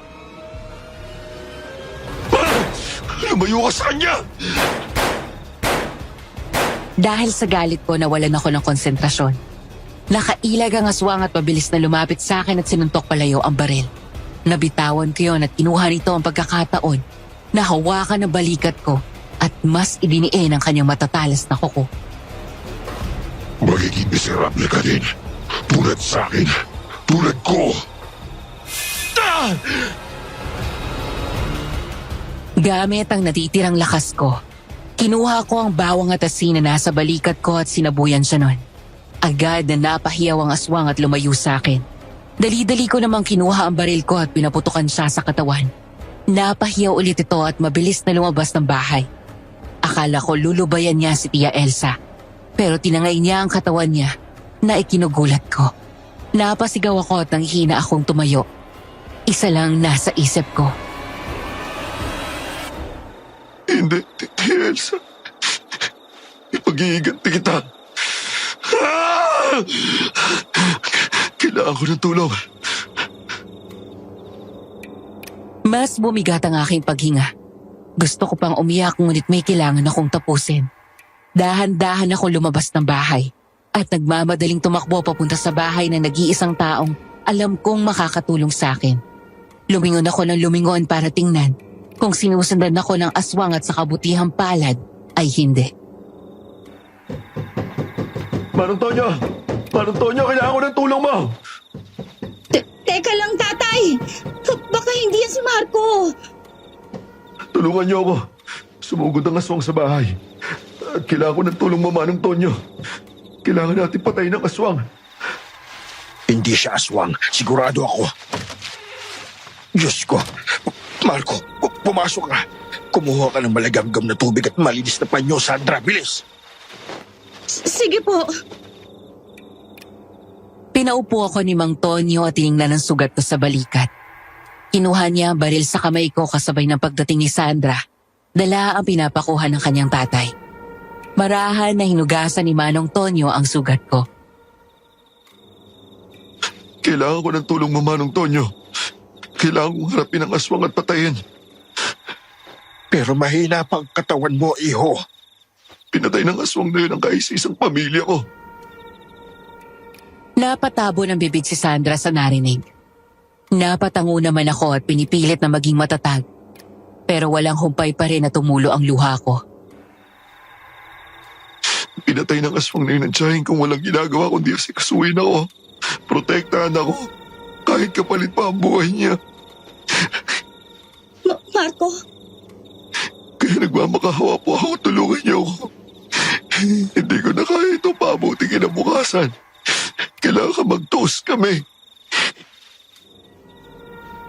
Narinig ko ang malalim na buntong hininga ni Manong Tonyo. Bago tinapik ako sa balikat, tumingin ako sa kanya. Puno ng pag-asa at marahan siyang tumango. Tutulungan kita. Hahanapin natin ang aswang. Kung ganon, sasama din ako. Anak, masyadong delikado. Hindi ko kayang maghintay lang dito hanggang umaga na para bang pinapatay din ako dahil hindi ko alam kung anong nangyayari na sa'yo. Hindi ba kita mapipigilan kahit ngayon lang? Hindi, tatay. Hindi ako makikinig sa pagbabawal mo ngayon. Lalaban ako. Nakita ko ang pagsuko kay Manong Tonyo bago tumango at naglakad papasok sa isang kwarto. Paglabas niya, may hawak na siyang buntot pagi at isang mahabang espada. Binigay niya ang buntot pagi kay Sandra. Kung sakaling lumapit sa iyo ang aswang, gamitin mo ito. Matutulungan ka nitong makatakas. Opo, tatay. At ikaw naman, Marco, marami pa bang bala ang baril mo? Opo, may ilan pa ako nakatago rito. Kung ganon, halika na. May ideya ako kung saan pwedeng magtago ang aswang. Tumango ako at alam kong nakikita sa mga mata ko ang galit at paghihigante. Lumabas na kami ng bahay at sinundan namin si Manong Tonyo. Tanging ang ilaw ng maliliit na gesera ang naging gabay namin sa paglalakbay. Ilang minuto lang, nakarating kami sa isang pamilyar na lugar. Sementeryo? Oo, iho. Maaaring nandito siya. Sabay-sabay kaming napahinto nang may marinig kami. Agad akong naging alerto at tumingin sa paligid. Napatingin ako kay Manong Tonyo na naglabas ng langis saka itinaas ito. Nandun ang aswang, kumakain ng bangkay. Anong gagawin natin? Susugod lang tayo? Mas mabuting hindi niya malaman na sumusugod tayo. Marco! Pinaputok ko kaagad ang baril at natamaan ang likod ng aswang. Mabilis akong tumakbo palapit sa aswang. Kahit na nagika-ika ako, hindi ko yun halos maramdaman dahil sa galit ko. Mamatay ka na! Hindi ko na malaya na pumulot ng malaking bato ang aswang at tinamaan ako sa ulo. Agad akong napahiga dahil sa sakit. Susugurin na sana ako ng aswang nang pumagit na si Manang Tonyo at hiniwa ang isang kamay ng aswang. Napahiyaw naman ito sa sakit. Marco, ayos ka lang ba? Ayos lang ako. Buwisit na aswang. Tatay! Sa likod ninyo! Mabilis akong kumilos sa tinutok ang baril sa aswang. Pinaputok ko yun at natamaan ng aswang ulit sa likod ko. Muling humiyaw ang aswang at gumapang palayo sa amin. Nanakit man ang buong katawan ko. Kinuha ko kay Manong Tonyo ang espada, ngunit hindi ko alam na meron pa palang plano ang aswang. Tumingin ito sa akin at agad nang umisi na parang demonyo bago ako sinipa palayo. Dahil nasa akin ang espada, walang naging depensa si Manong Tonyo. Susugurin na sana nito si Manong Tonyo nang lumabas si Sandra at nilatigo ang aswang hanggang nang hina ito at gumapang na lang sa damuhan. Nanginginig ang katawang kong tumayo at lumapit sa kanila. Tay! Ayos ka lang ba? Salamat, anak. Oo, ayos lang ako. Huwag kang mag-alala. Sigurado ka ba? Bakit namumutla ka? Ako nang bahala rito. Gamit ang espada, walang awa kong hiniwa ang dalawang paa nito na ikinahiyaw ng aswang. Dahil hindi pa ako kontento, hinila ko ang katawan niya sa malaking kahoy at tinali siya doon. Gamit ng taling inihanda ko kanina. Unti-unting nagbalik ang anyong tao ng aswang. Marco, iho, alam kong hindi mo ito magagawa. Pareho tayo ng pinagdaanan. Namatay ang magulang natin dahil sa giyera. Inabondo na tayo ng mga taong akala nating pwedeng pagkatiwalaan. Hindi tayo magkapareho! Tama na! Tama na! Tinutulungan lang naman kita. Ayaw mo sa tiyahin mo. Yung lalaking namatay dahil sinaktan ka at yung lasing ginambala ka. Tumulong lang ako dahil alam ko may potensyal kang maging tulad ko. Makapangyarihang nilalang. Ginawa mo yun para tulungan ako. At makapangyarihan. Nakikita mo ba ang sarili mo? Alam kong gagaling pa ako. Kailangan ko lang kumain ng bangkay at pwede ka din kumain. Para... Sinuntok ko sa tiyan si Manong Victor hanggang manghina siya. Ang dugo mula sa katawan niya ay dumaloy pababa sa ugat ng malaking puno. Bakit mo ako sinundan? Dahil pareho tayo. Miserable. Sa gera, alam kong nung una kita nakita may pagkakapareho tayo. May koneksyon sa atin. Kung papakinggan mo lang ako. Mas gusto kong pakinggan ang sigaw mo habang ibinabaong ko itong espada sa katawan mo. Tama na! Tama na! Hindi ako titigil. Paulit-ulit kitang papatayin hanggat hindi mo makalimutan itong pangyayari kahit patay ka na.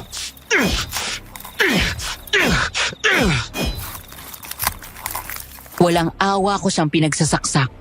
Tumalsik na sa katawan ko ang dugo mula sa kanyang katawan. Pero hindi ako tumigil hanggang hindi ko nakikitang gutay-gutay na ang kanyang katawan. Biglang nakaramdam ako ng yakap mula sa likod ko. Bitiwan mo ako. Papatayin ko ang aswang na to. Patay na siya. Wala na siya, Marco. Hindi pa ako tapos.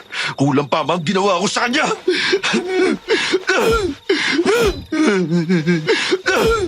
Tama na, Marco. Tama na. Patay na siya.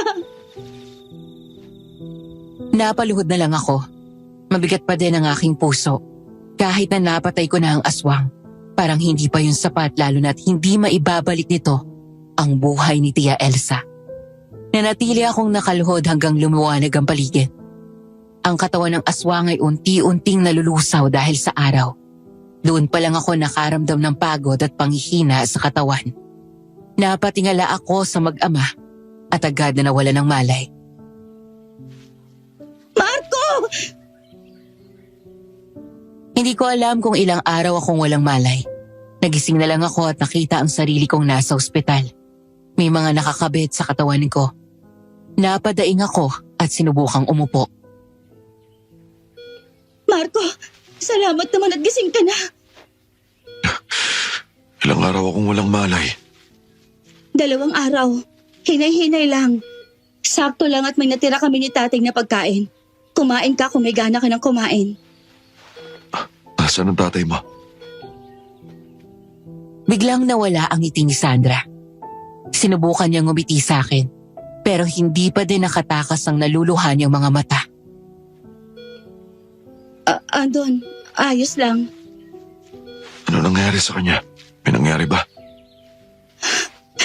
Nasa isang kwarto. Hindi maganda ang kalagayan niya. Tinago niya sa akin na malala na pala ang sakit niya sa puso. At sabi ng doktor, Parang piniga ang puso ko habang kinukwento niya ang nangyari. Lumapit ako sa kanya at niyakap siya. Umiyak siya sa balikat ko at ramdam kong hindi pa siya handa pakawala ng kanyang tatay. ayoko mangyari ang araw na ito. Kahit alam kong mangyayari, ayoko pa din, Marco. Walang lunas sa sakit ni tatay. Hinigpitan ko lang ang yakap ko sa kanya. Hinayaan ko siyang umiyak ng umiyak. Tinama ko ang kanyang hinigpis. Pagkatapos ng ilang minuto, huminto na siya at lumayo sa akin. Anong balak mong gawin? Hindi ko alam. Pero gusto kong gawing masasayang oras ang araw na natitira sa kanya. Gagawin natin ang sinasabi mo. Tutulong ako. Hindi man ako makakatulong sa pagaling ng tatay mo, pero tutulong ako sa ibang bagay. Maaari ko ba siyang makita? Oo naman. Nandito siya sa katabing kwarto. Pagpasok namin sa kwarto, nakita kong nakaratay ang katawan ni Manong Tonyo. Ilang araw pa lang pero kita na sa katawan niya ang epekto ng sakit. Payat na siya at sobrang mahina. Napatingin siya sa kinatatayuan namin. Marco, mabutit gising ka na. Gusto ko sana magpasalamat sa lahat ng tulong na ibinigay niyo sa akin. Kahit na alam ko may sakit kayo. Walang anuman, iho. Sandra, maaari mo ba muna iwan kami ni Marco? Sige po, Tay. May bibilihin lang din po ako sa labas. Iho, nararamdaman kong nalalapit na ang oras ko. Huwag niyo sabihin yan. Marami pa kayong gagawin ng anak mo. Alam ko, gustong gusto ko, ngunit hindi na kaya ng katawan ko. Pwede ba ako manghingi ng pabor sa'yo? Anong pabor po? Alagaan mo si Sandra. Hindi niya kayang walang sumusuporta sa kanya. Gustong gusto niyang magluto at sumali sa mga paligsahan sa pagluluto pero hindi niya nagagawa dahil sa sakit ko. Gusto kong gawin na niya yun. At alam ko mang maaga pa, ngunit sana ikaw ang lalaking makakasama ng anak ko. Palagi kanyang kinakwento sa akin at alam kong gusto ka ng anak ko. Manong Tonyo, hindi ko po alam kung anong sasabihin ko. Alam kong masyadong mabigat itong binibigay ko sa'yo, ngunit ikaw lang ang inaasahan ko. Ngumiti siya sa akin at ngumiti din ako pabalik. Hinawakan ko ang kanyang kamay at barahan na tumango. Hindi pa man ako sigurado sa nararamdaman ko para kay Sandra. Alam kong gusto ko ding alagaan siya, tulad ng pag-aalaga ni Manong Tonyo. Gagawin ko po ang lahat na makakaya ko. At pangako, makikita niyo ang anak niyong mananalo sa paligsahan. Pangako. Maraming salamat, Marco. Maraming salamat. Lumipas ang 1 linggo, labas-pasok kami ni Sandra sa ospital. Gamit ang pera na meron ako na ang gumastos sa lahat ng bayarin. Nasa labas ako ngayon naghahanap ng tindahan na may makita akong papel na lumilipad sa hangin. Nang mahulog ito sa daan, kinuha ko yun at agad na kumislap ang aking mga mata nang mabasa ko kung ano ang nandoon. Matagal na ako naghahanap ng ganito at ngayon natupad na. Nagmamadali akong naglakad papunta sa ospital at hinanap si Sandra. Sandra! Oh, Marco, bakit ka humahangos? Ano nangyari? May nahanap akong polyeto na nagsasabi may paligsahan sa pagluluto ng mga ulam. Sumali ka. Paligsahan? Talaga? Pero si tatay, Akong bahala. Ako mag-aalaga sa kanya. Ang isipin mo na lang ngayong paligsahan ha. Pumunta tayo bukas kung saan to gaganapin at isasali kita. hindi ko alam kung ano mararamdaman ko. Pangarap ko ito, Marco. Alam ko, kaya tutuparin natin. Ngumiti siya ng malaki at agad akong niyakap. Niyakap ko din siya pabalik. Kinabukasan din nilista ko ang pangalan niya at ikinuwento ko din kay Tatay Tonyo ang balita habang natutulog si Sandra. Kinabukasan nagsimula ng paligsahan. Dahil hindi kami nakapunta ni Tatay Tonyo, nakinig na lamang ako sa radyo. Nakita ko kung paano tumawa, manalangin at mag-alala si Tatay Tonyo. Habang pinapakinggan ko ano mangyayari sa paligsahan, biglang tinanong si Sandra kung sino ang inspirasyon niya sa pagluluto. Ang tatay ko, si Tatay Tonyo. Sana naririnig mo ito ngayon. Tatay, gusto kong sabihin na ako ang pinakamasayang bata na namuhay sa mundong ito. Hindi kayo nagkulang ni nanay. Mahal na mahal kita. Ipapanalo ko itong paligsahan para sa'yo. Boses na yun ng anak ko.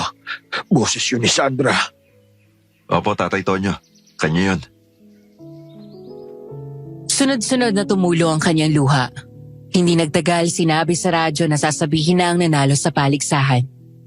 Pareho kaming naghintay ni Tatay Tonyo. At nang inanunsyo, Nanalo bilang pangalawang pinakamasarap magluto si Sandra. Pareho kaming nagsaya ni Tatay Tonyo. Kahit na hindi makagalaw si Tatay Tonyo, nakita ko ang pagpapasalamat niya at ang saya sa kanyang mga mata. Tinupad mo nga ang pangarap ko, Marco. Maraming salamat. Walang naman po, Tay. Galing ng anak ninyo. Kinagabihan dumating si Sandra dala ang medalya at sertipiko. Agad siyang lumapit sa ama niya at ipinakita ang mga nakuha niya sa paligsahan. Tatay, alam niyo bang may kumausap sa akin may-ari ng kainan dito sa bayan? At sinabi niyang gusto niyang tanggapin ako bilang tagapagluto nila. Masaya ako para sa iyo, Sandra. Masaya. Nagawa ko po, tatay. Nagawa ko bago. At ngayon, oras na para magpaalam sa iyo, anak ko. Alam kong makakaya mo na nang wala ako, anak. Malakas ka, matapang. Tatay? Kahit anong mangyari, palagi mong tatandaan na sa hirap at ginhawa. Palagi kaming gumagabay ng nanay mo sa itaas. Mahal na mahal kita, anak ko. Yun ang huling salita ni Tatay Tonyo bago tuluyang bawian siya ng buhay. Malakas na napaiyak si Sandra. Lumapit ako sa kanya at hinawakan ang likod niya para maramdaman niyang hindi siya nag-iisa. Maraming salamat sa lahat, tatay. Mahal na mahal din kita. Lumipas ang ilang linggo. Inilibing na ang bangkay ni Tatay Tonyo at nagsindi din ako ng kandila para sa mga mahal ko sa buhay. Dinala ko din ang sapatos ng aking kaibigan. Nilagay ko yon kasama ang mga bulaklak. Sana payapa na kayong namumuhay dyan sa langit. Maraming salamat sa inyong lahat. At dito nagtatapos ang kwento nila Lolo at Lola, mga kasityo pangil. Tunay ngang nakakaiyak ang kwento nila Lolo Marco at Lola Sandra. Pero alam niyo kung ano ang isa sa mga natutunan ko. Na kahit anong hirap ng buhay, kahit may umalis, may babalik na mas magaan at mas masaya. Si Lola Sandra nakapagpatayo kalaunan ng sarili niyang restaurant. At si Lolo Marco naman ay naging katulong ni Lola Sandra sa pagpapalago ng negosyo. Ngayong wala na sila, ang mga anak nila, si Papa at si Tito, ang nag-aasikaso ng lahat. Sana nagustuhan ng mga listeners ang aking kwento. Mapuno sana ng inspirasyon at aral ang inyong puso. Kung nagustuhan ninyo ang kwento, mag-comment kayo sa baba, babasahin ko. Muli, ako si Harold, nagpapaalam.